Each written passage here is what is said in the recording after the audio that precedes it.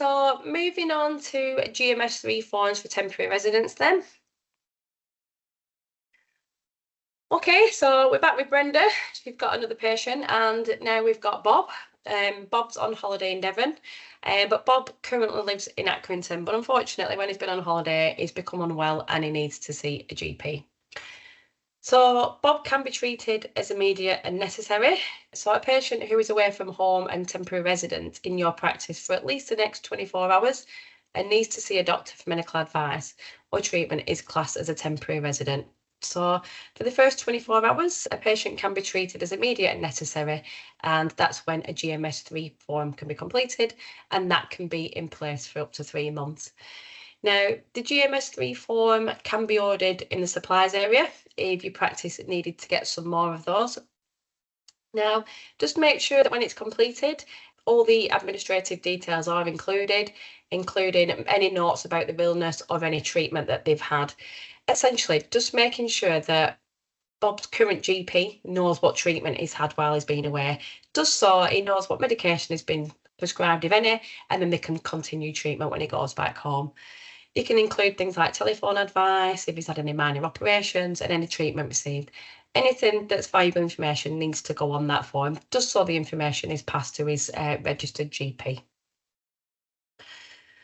Okay, so what does Brenda need to do then? So Brenda needs to make sure that the GMS3 form is sent to Bob's registered practice.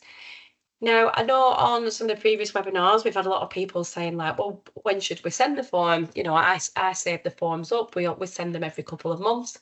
Ideally, you need to send them as soon as possible. And like I've just mentioned, the reason for that is because it's patient care and the registered GP needs to know what kind of treatment and things has been prescribed and things like that. So please don't sit on the forms. Do get them sent off as soon as possible. Now, when Brenda is sending the form, ideally scan both sides of the GMS3 form. Save the document as a PDF, because that's just the way we need that uploaded onto PCSE Online. Now, when she is saving the document, we request that she uses Bob's full name. And then once she's done all that and saved the document to the desktop computer, she can log into PCSE Online, and then she can use the area in PCSE Online to upload that to the system. Now, if the practice don't have any scanning facilities, then a label can be requested, and you can send that in a polyload bag and send that off via City Sprint delivery. But it is more efficient just to send it through PCSE Online. I do have some screenshots after these scenarios, so I am going to show you how to do that. But we do recommend using PCSE Online where possible, because once you've uploaded it, it's done out your paperwork and you don't need to worry about it then. What happens is it'll go straight to PCSE, and then we ensure it goes straight to the practice that needs that information. Okay, but moving on then.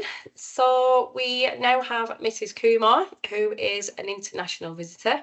She needs to see a GP. She's just visiting her granddaughter in London, but she's not a UK resident and she's not currently registered with an English GP practice. Now, as Mrs. Kumar is not an English resident and is only visiting her granddaughter for a period of 2 months, Brenda can register as a temporary resident at the practice. And this is because she'll only be resident between 24 hours and 3 months. Now, if she was residing in the area for less than 24 hours, then she would be treated as immediate and necessary. Now, in these cases, a GMS3 form isn't used for this type of registration, and this is because Mrs. Kumar isn't registered with an English GP practice. And basically, PCSE registrations don't process temporary registrations such as Mrs. Kumar's. So I hope that makes it a bit clear on who needs to complete the GMS3 form and who doesn't, because I know it has caused a little bit of confusion before in the past. We will be revisiting the FAQs that we do currently have on the website, just to make sure it covers any questions that you are asking during this session. Okay, so I'll now show you how to submit and download GMS3 forms in PCSE Online. So once you've logged into PCSE Online, you'll head over to the records area, and then you'll notice just at the bottom of the page there is a separate area for GMS3 forms. So I'm first going to show you how to submit a GMS3 form.